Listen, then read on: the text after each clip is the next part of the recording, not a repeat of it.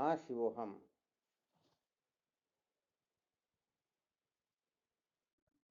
हाँ नमः शिवोहम।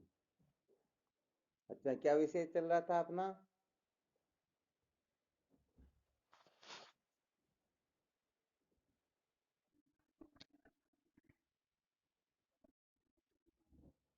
संसार को बनाए रखकर कभी भी बंधन से छुटकारा प्राप्त नहीं किया जा सकता। यही विषय चल रहा था ना? बहुत अच्छी बात है। अच्छा, अपने को कैसे पता चले कि हम संसार को बनाए रखना चाहते हैं अथवा नहीं? क्या है इसका फॉर्मूला?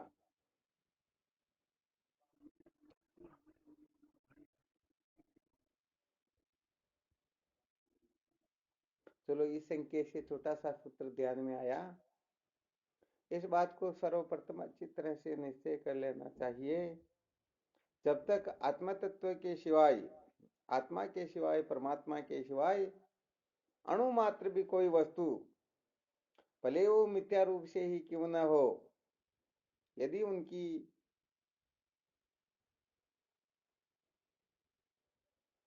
प्रतीति या उनके अस्तित्व की कल्पना अपने हृदय में बैठी हुई है, तो सचमुच में समझ लेना चाहिए, जैसा बोध होना चाहिए वैसा बोध हो नहीं पाता। अंश मात्र भी बता दिया, अणु मात्र बता दिया।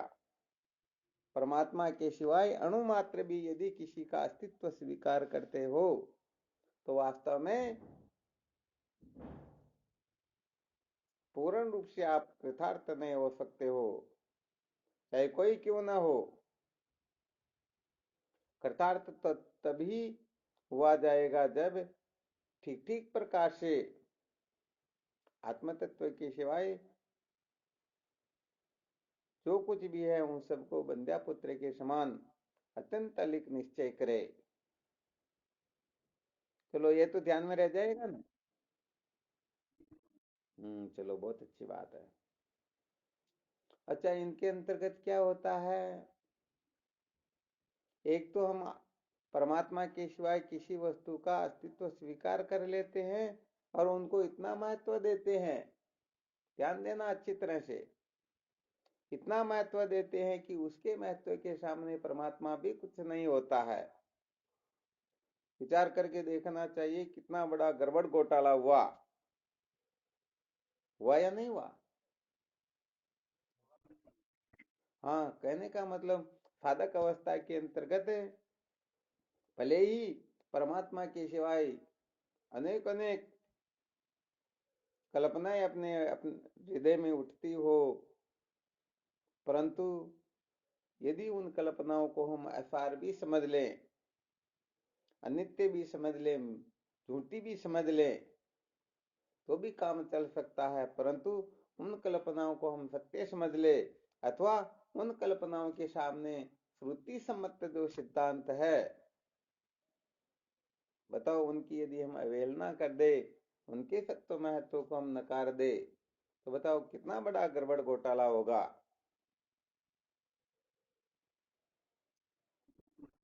हाँ, सत्य बात है। इसलिए साधकों को क्या है कि ठीक ठीक प्रकार से ब्रह्म विचार की ओर ही प्रवृत्त होना चाहिए। ठीक ठीक प्रकार से यदि कोई ब्रह्म विचार नहीं करता है, तो सच्ची बात है वह कहीं ना कहीं पर भटक ही जाता है। क्या होता है? हाँ, बिल्कुल सत्य बात है। तो कुल मिलाकर के किसी भी वस्तु को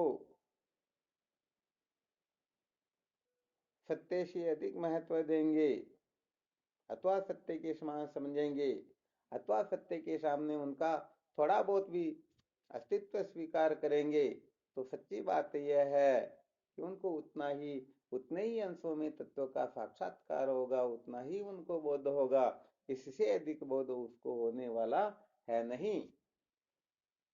तो इसीलिए तो कहा जाता है कि संसार को बनाए रखकर कभी भी अज्ञान के बंधन से छुटकारा प्राप्त नहीं किया जाता। कहने का मतलब जो सचमुच में, जैसे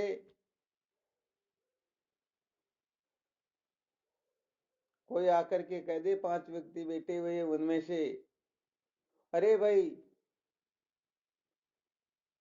यहाँ से एक आधा किलोमीटर दूरी पर फलाने नाम का एक बच्चा है 25-30 साल का, उनका एक्सीडेंट हो गया।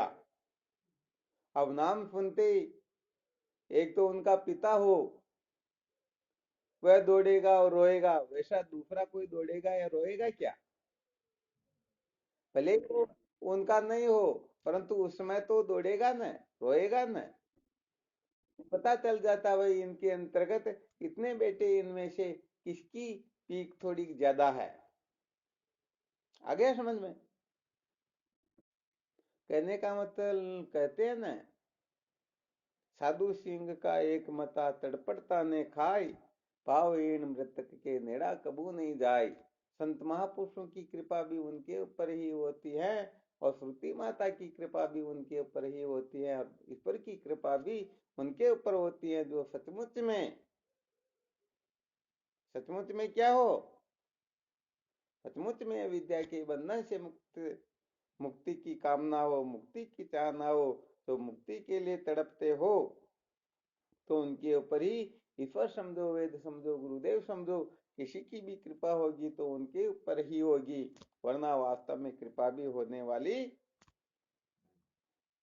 है नहीं ना। तो देखो यहाँ थोड़ा संकेत करते हैं, समझने वाले समझ जाते हैं। विचार करके देख लेना कि वास्तव में हमारी जो स्थिति है, हमारा जो अहम बैठा हुआ है, वह किस जगह पर बैठा हुआ है। अच्छा, ये बात तो पक्की है या नहीं है कि जब तक देह से वैराग्य न हो जाए, तब तक बताओ ब्रह्म विद्या की ओर सचमुच में किसी की प्रवृत्ति ठीक ठीक हो सकती क्या? हाँ, बिल्कुल सत्य बात। वैसे देखा जाए तो देह से वैराग्य होने के पश्चात भी यह मत समझ लेना कि हमने तत्व का साक्षात्कार कर लिया। अरे अभी तक तो शुरुआत भी नहीं है, अभी तक तो देह से आगे बहुत सारी कक्षाएं हैं, और उन समस्त कक्षाओं में आप उत्तीर्ण हो जाओगे तो फिर ब्रह्म विद्या की प्रथम कक्षा में बैठने का अधिकार प्राप्त होगा। परंतु थोड़ा विचार करके देखते हैं कि जैसे देश से हम ऊपर उठे या नहीं उठे, कैसे अनुभव होगा? अन्वय व्यतिरिक्त न्याय से बता सकते हो कौन सा साधक थोड़ा सूक्ष्म बुद्धि रखता, थोड़ा पता भी चल जाएगा ना। देश से किसी को वैराग्य हो गया हो, कैसे पता चले?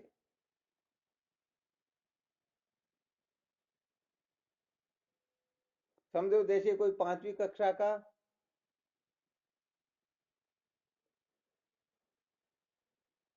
कक्षा को उत्तीर्ण किया हुआ दावा करता है कि मैंने 5वीं कक्षा उत्तीर्ण कर ली है, मैंने 5वीं कक्षा पास कर ली है, तो इसका क्या फॉर्मूला है?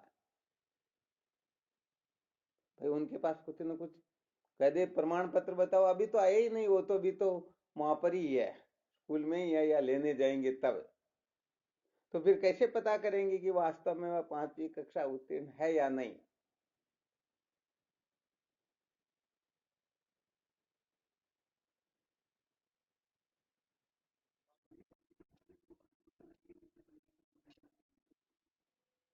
चलो एक बात तो ये हो गई, और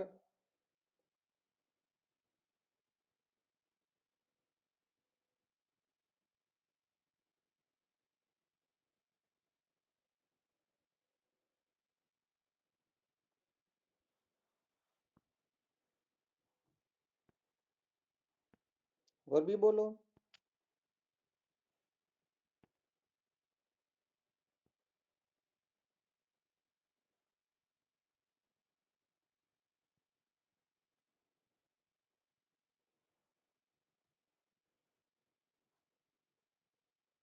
नहीं आया ध्यान में?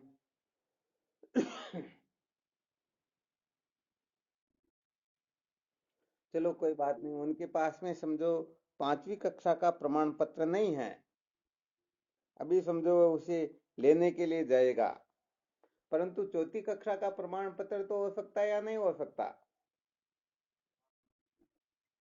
यदि चतुर्थ कक्षा का प्रमाण पत्र प्रस्तुत कर दे तो अपन विचार कर सकते हैं, कल्पना कर सकते हैं। हालांकि बिना प्रमाण पत्र देके ये पुष्टि पूर्ण रूप से नहीं की जा सकती है, परंतु फिर भी चतुर्थ कक्षा का प्रमाण पत्र दे करके हम कल्पना कर सकते हैं या नहीं कर सकते कि हाँ भाई ये पांचवी कक्षा जरूर उत्तीर्ण हो सकता है। कर सकते हैं ना? ऐसे ही इस दृष्टांत के अनुसार ही बताइए कि कोई कह दे मैं इस देह से ऊपर उठ गया हूं, मुझे देह से वैराग्य हो गया, मैं देह से विरक्त हूं, तो कहने का मतलब ये फॉर्मूला, इसका जो प्रमाण पत्र है वह पूर्ण रूप से प्रस्तुत नहीं कर पा रहा है, परंतु कैसे पता कर सकते हैं कि हो सकता है ये देह से ऊपर उठ गए हैं? देह के प्रति इनका आग्रह नहीं है, देह का सत्वमत्व नहीं समझते हैं, इसका कैसे अनुभव किया जाए?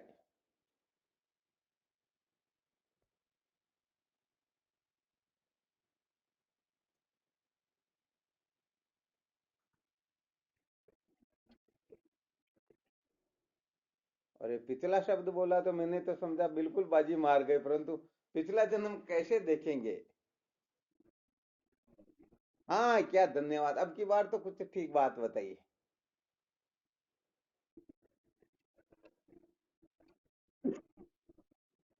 अच्छा, उसमें बहुत, चलो अपने हीरालाल जी महाराज ने बहुत अच्छा बताया। अब बाकी के साधक भी कुछ अपना थोड़ा विचार प्रकट करे ताकि पता चले कि फॉर्मूले कितने का आपके पास में उपस्थित हो गए।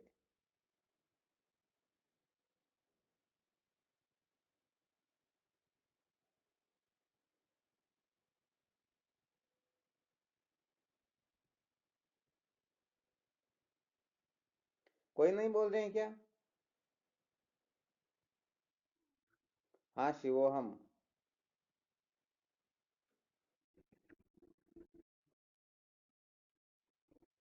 हम्म।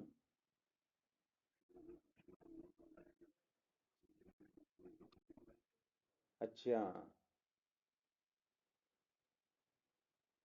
चलो ये समझो बहुत अच्छी बात बताई, इसको बिल्कुल नहीं नकार सकते हैं, बिल्कुल युक्ति युक्त बात है।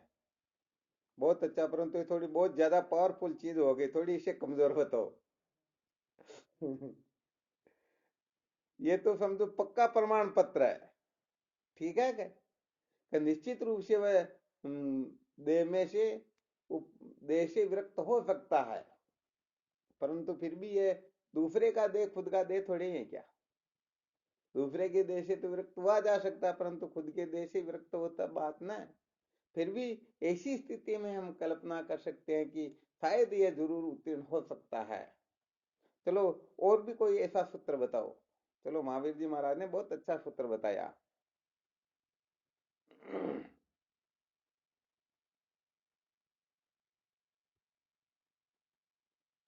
और भी कोई बोलना चाहते हैं?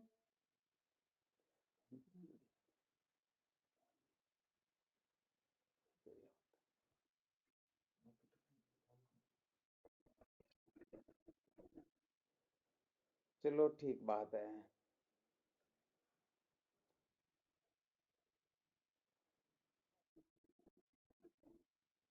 बहुत अच्छी बात है।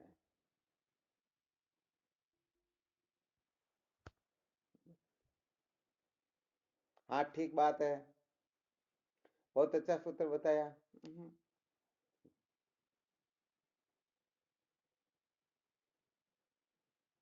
और कौन बोलेंगे?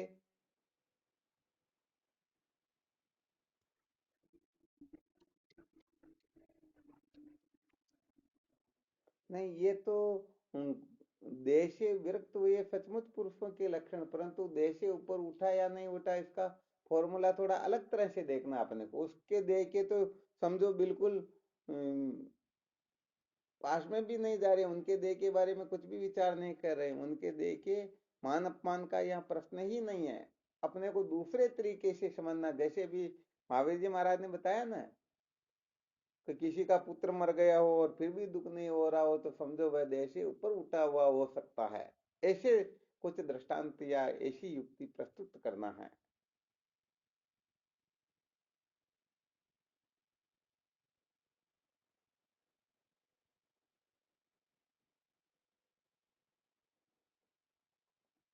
अच्छा, घर कितने प्रकार के होते हैं?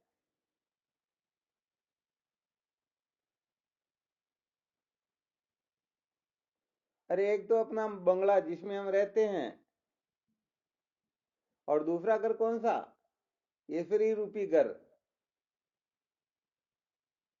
आ रहा समझ में? अपना शरीर। अच्छा, समझो शरीर श्रेष्ठ है या बंगला श्रेष्ठ है? अरे आपको ये पहले जो युक्ति बता दी थी, आपको तुरंत समझ जाना चाहिए कि 5वीं कक्षा उत्तीर्ण उसको समझा जा सकता है जिनके पास चतुर्थी का प्रमाण पत्र हो। तो ये देह जो है, ये कहाँ पर रहता है अधिकतर? अपने बंगले में ही तो रहता ना। अरे घर में रहता या नहीं रहता? तो घर श्रेष्ठ, वो घर श्रेष्ठ है या अपना फ्री रूपी घर श्रेष्ठ है? अब विचार करके देखो, यदि उस बंगले से वैराग्य है तो हम कल्पना कर सकते हैं या नहीं कर सकते कि हो सकता है फ्री से भी वैराग्य होगा। और जिनको घर से ही वैराग्य नहीं है, मकान से बंगले से ही वैराग्य नहीं, तो उनको फ्री से वैराग्य सपने में भी हो सकता है क्या? अरे इतने छोटे छोटे सूत्र गजब करते हो। ऐसे उच्च कोटि के साधकों को तो तुरंत इधर से रुके और उधर तुरंत उत्तर देना चाहिए। अरे भाई, कहने का मतलब जिनकी देगे, ये अपना जो ईट पत्थर से बना हुआ जो बंगला है, मकान है, उस मकान में यदि किसी की आसक्ति है तो मत समझना कि उनके फ्री से उनको वैराग्य है। और इस नाशवान ईट पत्थर के बंगले से यदि वैराग्य है तो समझ लेना है कि हो सकता है फ्री से भी थोड़ा बहुत वैराग्य हो। ये युक्ति पूर्वक है या नहीं है? तो अब जिनको घर से ही वैराग्य नहीं, घर भी नहीं छोड़ना चाहते हैं, तो बताओ उनको फ्री से कितना वैराग्य हो सकता है? महावीर जी महाराज, हो सकता है क्या? अरे तेजी की आवाज नहीं आ रही क्या? तो विचार करके देखो इस जगह पर गड़बड़ घोटाला कितना का है। हाँ खूब है। तो इसका मतलब हम आगे बढ़ रहे हैं या पीछे हट रहे हैं? हाँ पीछे पड़ रहे हैं। ये अपने को पता लग जाना चाहिए कि वास्तव में हम इस जगह पर गड़बड़ कर रहे हैं। तो कुल मिला करके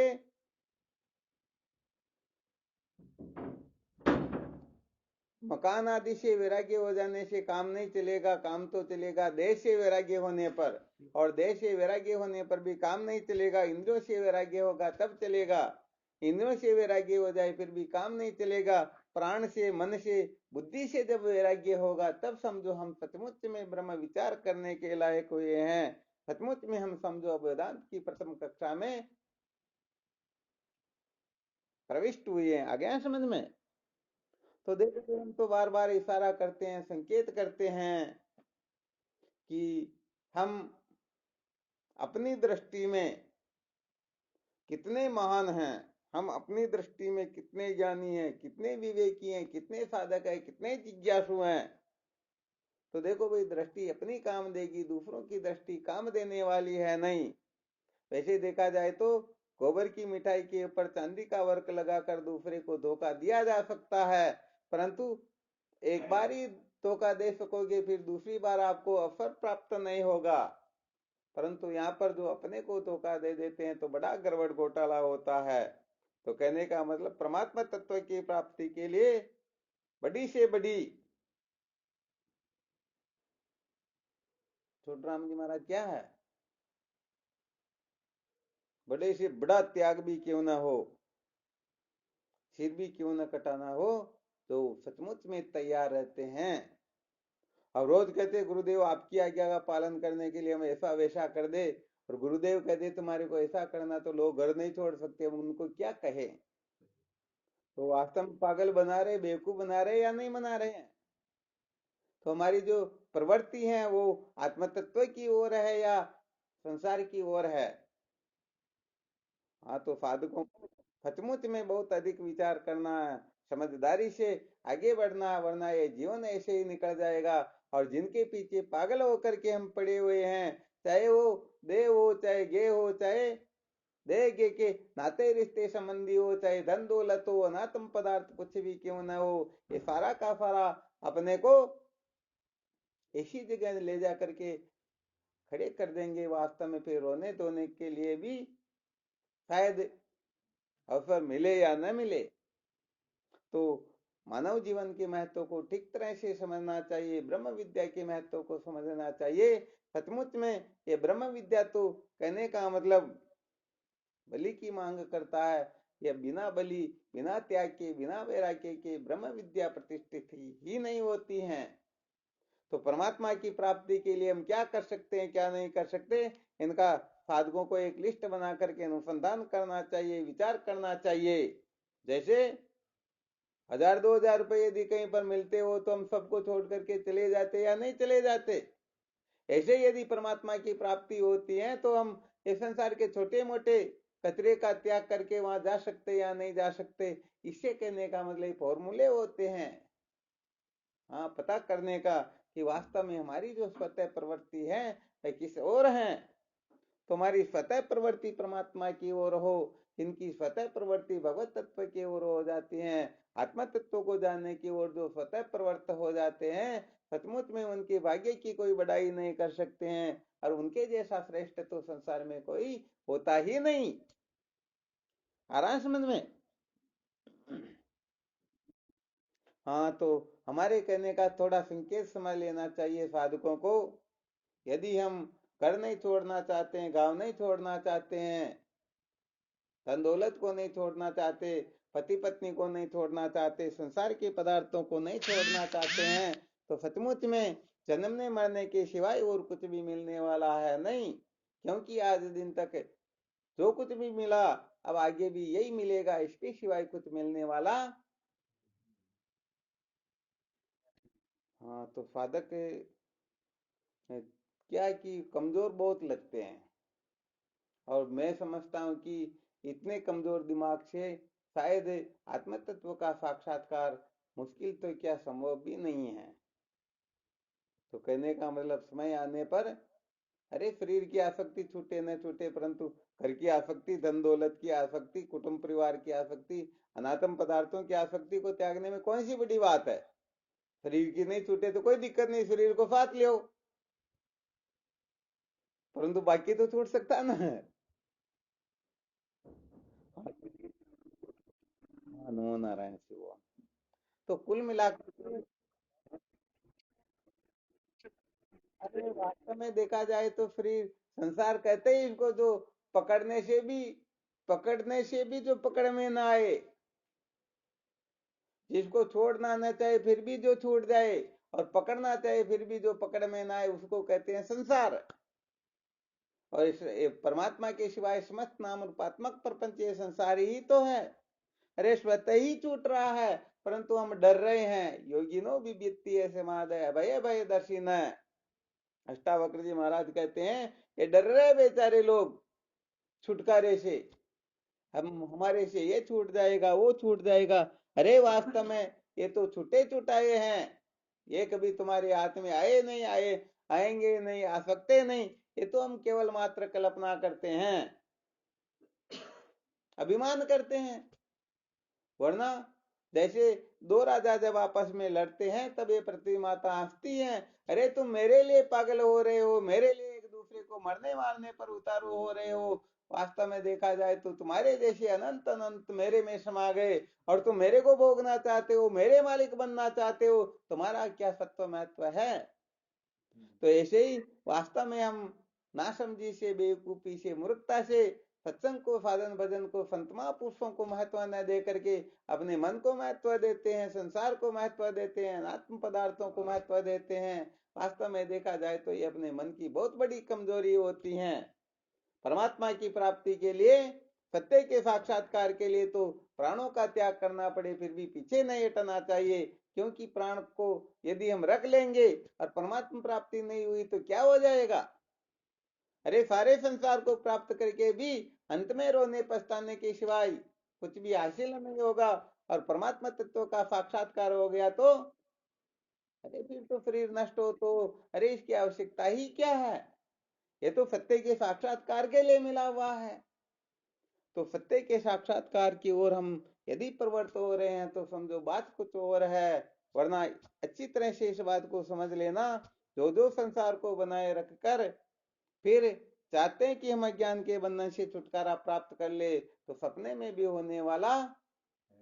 बिल्कुल सही बात। इसलिए साधकों को अच्छी तरह से सावधान होना है। हम सचमुच में दूसरों को धोखा नहीं देते हैं, अपने आप को ही धोखा दे रहे हैं। आ गया समझ में? महावीर जी हमारा समझ में आया क्या? तेज सिंह जी के भी आया क्या? और ये तो दूध निकालने में इनके फिर दूध का वो गड़बड़ घोटाला हो जाएगा। अरे क्या करें, वास्तव में अच्छे अच्छे साधक भी संसार को इतना महत्व देते हैं कि क्या कहें, फिर दूसरों के लिए देखते हैं ये बेचारे तो उनके सामने कुछ नहीं, इनको क्या कहें। तो वास्तव में सत्य के साक्षात्कार के लिए अपने को कमजोर नहीं होना है। अरे कब तक कमजोर रहोगे? कहने का मतलब संसार में चाहे कितनी भी स्तुति मान बढ़ाई सब कुछ क्यों न प्राप्त कर लो, ये सारा का सारा केवल और केवल मात्र आंख बंद करने मात्र से गुड़ गोबर हो जाता है या नहीं होता।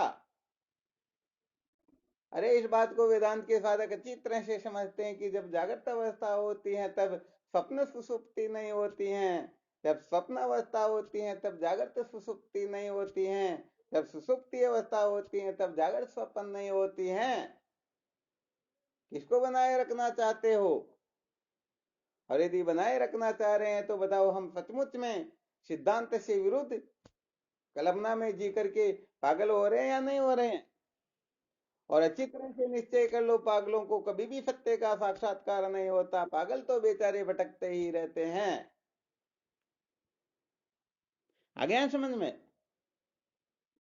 हाँ, इसलिए वास्तव में ये वेदांत विचार महाराज क्या बात करते हो, जिनके हृदय में थोड़ी बहुत भी ब्रह्म विद्या के प्रति महत्व बुद्धि जागृत हो जाए, देख लेना कहीं पर शराबी को, तो कहने का मतलब किस जगह पर क्यों नहीं मिले वो वहां जाकर के ढूंढ लेगा। ढूंढ लेगा ना। हाँ, क्या बात करते हो। तो ऐसे ही सचमुच में जो सच्चे सत्संगी होते हैं वो वास्तव में इनके इन प्रकार न महत्व देते हैं, तो केवल और केवल मात्र संतों को, सत्संग को, साधन भजन को ही महत्व देते हैं, संसार को तो महत्व देते ही नहीं। इसलिए सच्ची बात तो ये है, जैसे बीज नष्ट होता है तभी वृक्ष उत्पन्न होता है, ऐसे ही अपना थोड़ा बहुत बिगाड़ा होगा ना तभी थोड़ा सत्य का बोध होगा। परंतु चाहो कि नहीं नहीं हमारा दुकान ना बिगड़े, दूध न बिगड़े, ऐसा वैसा न बिगड़े, तो यही इसी को कहते हैं संसार को बनाए रखना। अरे विचार करके देखो, जब हम नहीं रहेंगे तब क्या होगा। आज से 100 वर्ष पहले भी संसार चल रहा था या नहीं चल रहा था, और 100 वर्ष के बाद में भी।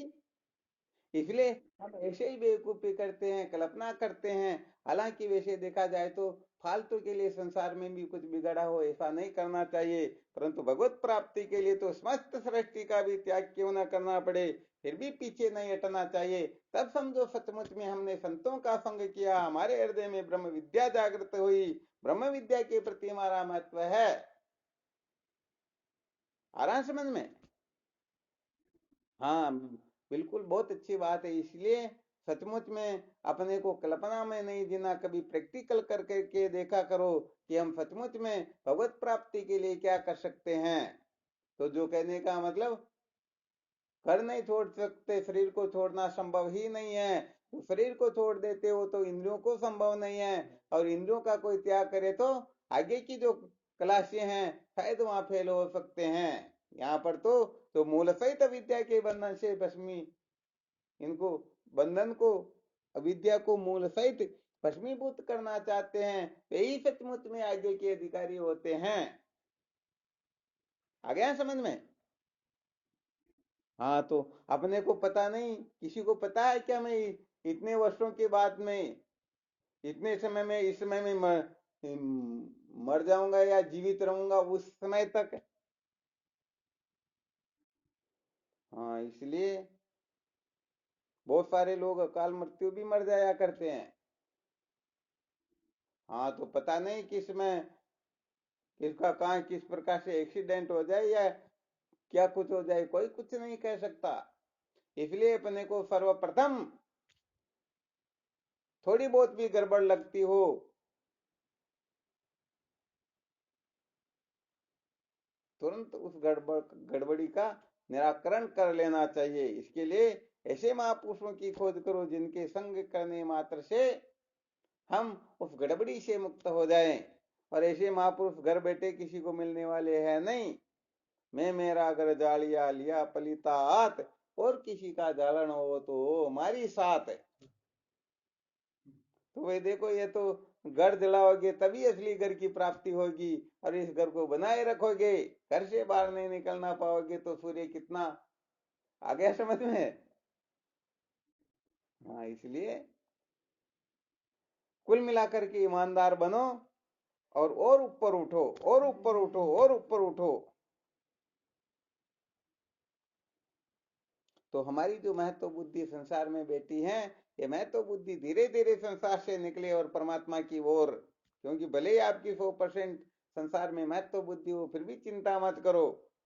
धीरे धीरे यदि आप विचार करोगे तो 100% से एक न एक दिन ये 99% हो जाएगी। और 99% संसार में महत्व बुद्धि हुई तो समझ लेना 1% परमात्मा में महत्व बुद्धि हो गई। और धीरे धीरे संतों का संग करके साधन भजन विचार करते रहोगे तो धीरे धीरे धीरे ये परसेंट घटने बढ़ने लगेगा। इधर 98 होगा, उधर 2 हो जाएगा, इधर 90 होगा, उधर 10 हो जाएगा। ऐसे करते करते इधर 50 और उधर 50, फिर इधर 40, उधर 60, इधर 10 और उधर 90, इधर 1 और उधर 99 हो जाएगा। फिर एक राय क्या दिक्कत है। परंतु कुल मिलाकर के थोड़ा अपने को तैयार करो।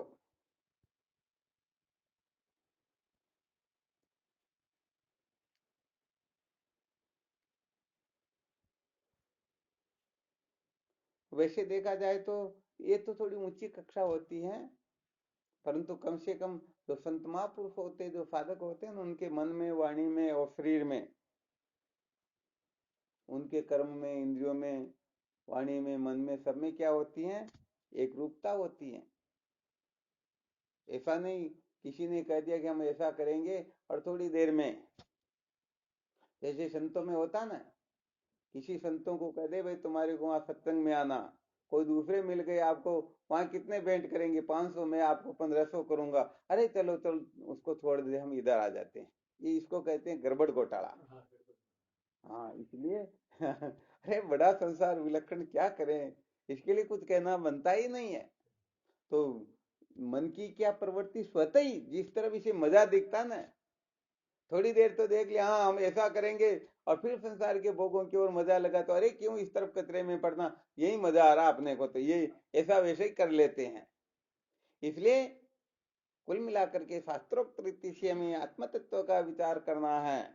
और कुछ भी गड़बड़ प्रतीत हो, सत्य निष्ठा वास्तव में आपको मोक्ष संपादन की 6 शर्तें बता रही, उसमें सबसे पहली शर्त ही सत्य निष्ठ है।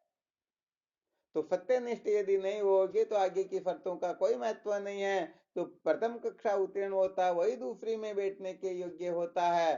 और यदि प्रथम कक्षा ही उत्तीर्ण नहीं है तो फिर कलेक्टर बनने का सपना मत देखो, चपरासी भी बनने के लायक नहीं हो।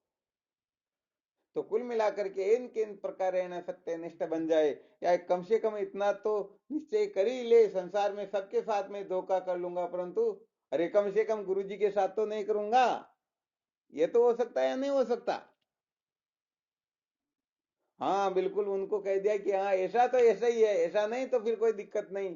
तो वैसे देखा जाए तो ये क्या कि साधकों के ब्रह्मास्त्र होते हैं, साधकों की असली संपत्ति होती है।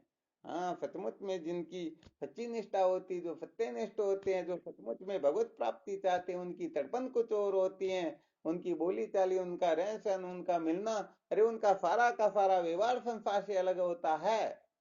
कहने का मतलब, चरित्रवान का मतलब इस समस्त विश्व में वो अलग से दिखाई देने वाला एक हीरा हुआ करता है।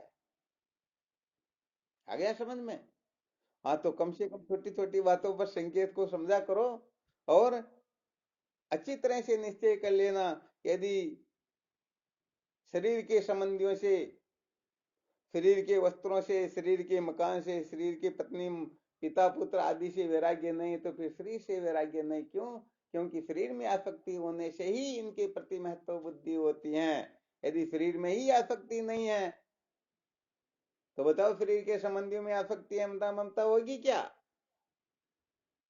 हाँ, यदि हो रही है तो ये पक्की बात है कि शरीर में बहुत ज्यादा आसक्ति है, बहुत ज्यादा अहमता ममता बैठी हुई है। तो धीरे धीरे इनसे ऊपर उठो, या सहज रूप से जो हो रहा दृष्टा बंद करके देखते रहो, परंतु महत्व देना है अपने को सत्य के साक्षात्कार को। सत्संग को जितना महत्व दे उतना किसी को महत्व दे ही नहीं, तब समझो अपना जीवन सचमुच में, अरे शुरुआत ही समझो अब हुई है।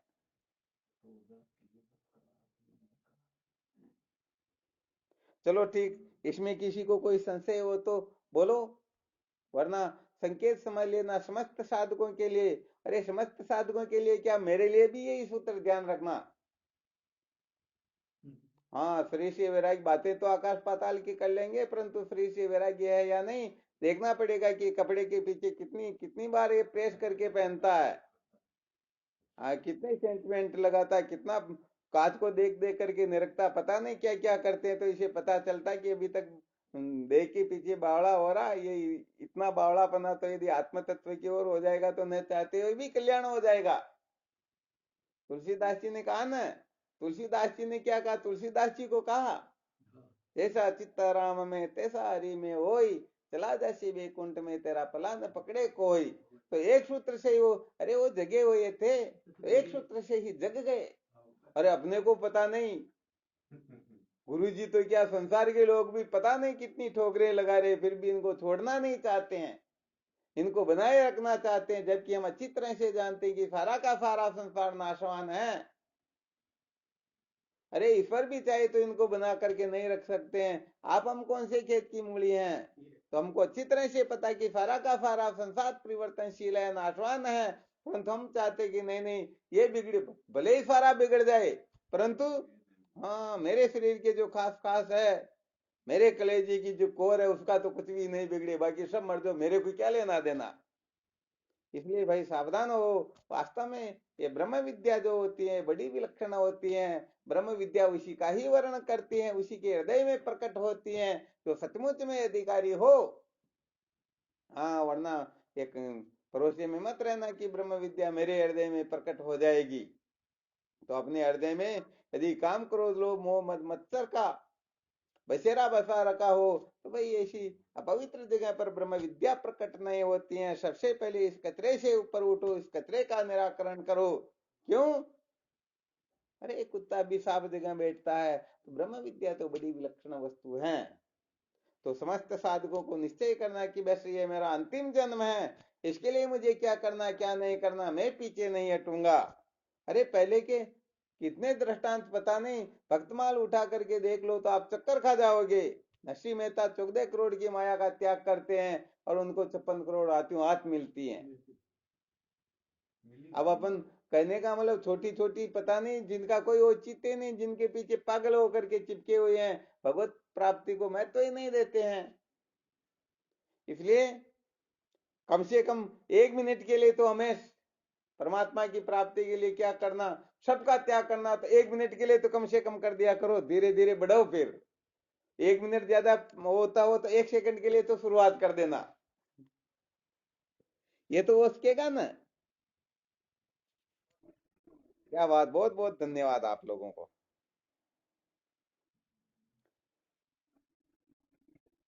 हाँ बिल्कुल, वो तो जान रहे हैं, तोड़ने चाणों पहले ही दिखे।